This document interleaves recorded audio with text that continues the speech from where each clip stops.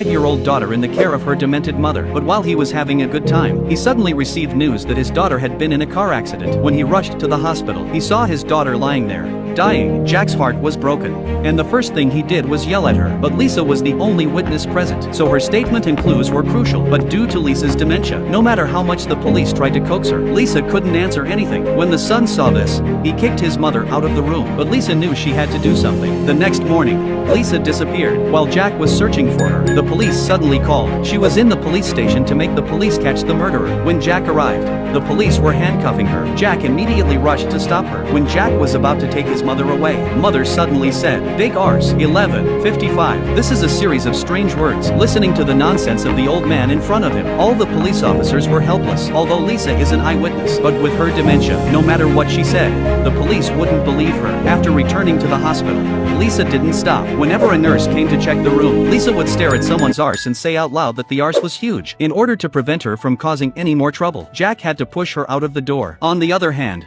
a police officer found the surveillance camera at the scene of the accident. He was Jack's childhood friend. That's why he's particularly dedicated to hit-and-run cases. After Jack got the surveillance camera, Jack took it to the hospital room to check it with his sister. But he couldn't look at the brutal images. While his daughter was suffering so much, he was drinking. While Jack was blaming himself for this, suddenly his daughter woke up in the hospital bed. She was trying to tell them about the car. But at the moment, no one understood. Until the last time she looked at the computer. It was only then that my father finally understood. At that moment, everyone's attention was focused on the daughter, ignoring what Lisa was trying to say. On this day, in order to welcome his daughter back to life, Jack had gone to buy a lot of toys. But when he returned to the hospital, he was shocked to find that his mother had removed his daughter's oxygen tube. Her daughter had stopped breathing again. At that moment, his hatred for his mother's dementia reached a fever pitch. He went home that night and kicked her out of the house. Lisa froze in her tracks at her son's outburst. With the sudden onset of the rain, her mind wandered back to the time when her son was a child. On this day, Lisa stood in the rain and picked a lot of cherries. Her memory was stuck on the day her son was injured. When she went to the hospital with the cherries, her daughter told her that her granddaughter had recovered. But Lisa didn't seem to hear anything. She just held the cherries and mumbled Jack's name to wake up and eat the cherries. Jack rushed to explain to his mother that he was Jack. But by now,